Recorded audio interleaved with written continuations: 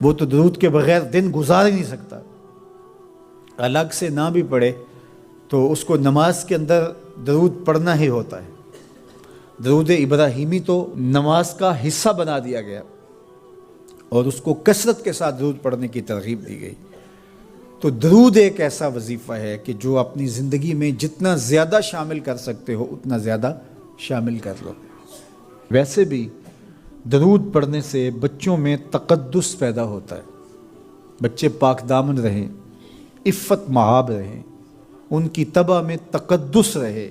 آپ چاہتے ہیں، ہر ماں باپ چاہتا ہے، اور پھر دور موجود کے اندر جو فتنے ہیں تو بہت ضروری ہے کہ ہماری اولادیں تقدس مآب رہیں، تو ان کو درود کی ترغیب دو، تو اس کا عملی نتیجہ یہی ہوگا کہ ان میں تقدس کا جوہر پیدا ہوگا اور ان کی عصمت کی حفاظت رہے گی۔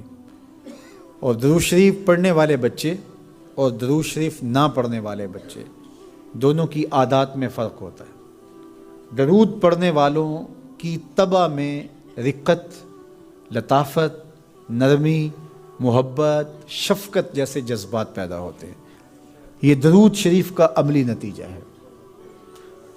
بعض لوگوں کو شکایت ہوتی ہے کہ ہمارے بچے بڑے اکھڑ ہیں، بڑے تند مزاج ہیں، بڑے سخت گیر ہیں، تو اس کا علاج کیا ہے؟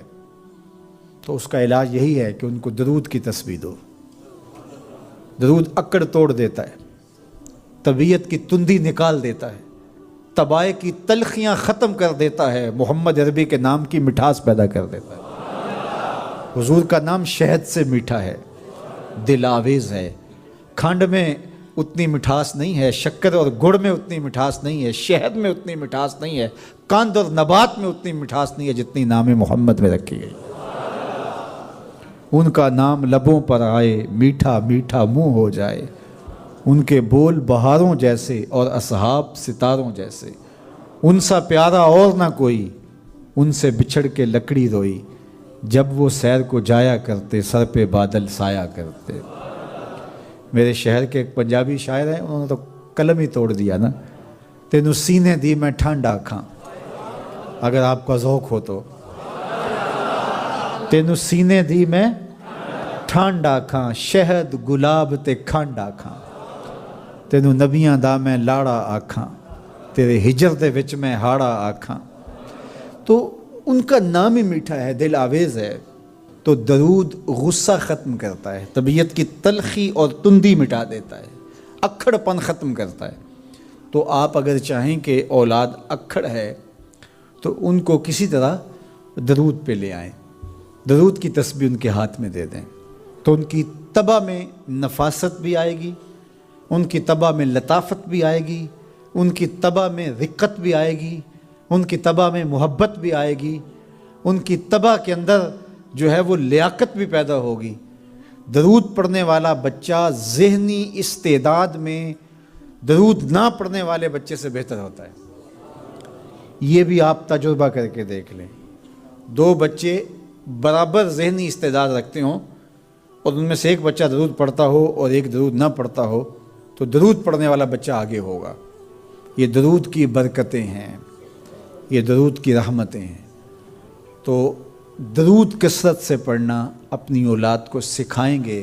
ہفتہ روزہ آپ محافل کا گھر میں انعقاد کر لیجئے اور اس میں صرف درود شریف پڑھ لیجئے، تو انشاءاللہ اس سے آپ دیکھیں گے کہ اولاد کو اس کا فرق پڑتا ہے۔ یہ تربیت کا ایک آسان نسخہ ہے اور یہ وہ وظیفہ ہے جس سے تھکن نہیں ہوتی، یہ وہ وظیفہ ہے جس سے طبیعت میں تلخی نہیں آتی۔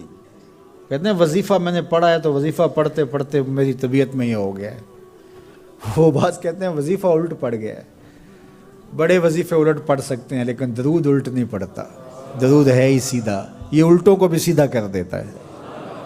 تو درود پڑھیں اور یہ منہ بھی میٹھا رکھے گا، یہ دل بھی ٹھنڈا رکھے گا، یہ دنیا بھی ٹھنڈی رکھے گا اور آخرت بھی ٹھنڈی کر دے گا۔ درود چراغ بھی ہے، درود کستوری بھی ہے، خوشبو بھی ہے، مہک بھی ہے، شہد بھی ہے، گلاب بھی ہے، کھنڈ بھی ہے اور سینے کی ٹھنڈ بھی ہے۔ تو درود اپنی طبع کے اندر اچھی طرح سے راسخ کر لیں اور اپنی اولادوں کی طبع میں اس کو راسخ کریں. اس سے آپ عملاً دیکھیں گے، میں سالوں کی بات نہیں کرتا، اشروں مہینوں کے اندر آپ فرق پڑتا دیکھیں گے. میرے اور آپ کے آقا و مولا نے ارشاد فرمایا قیامت کے دن میرے سب سے قریب وہ ہوگا جو کثرت سے میرے اوپر درود پڑھنے والا ہوگا.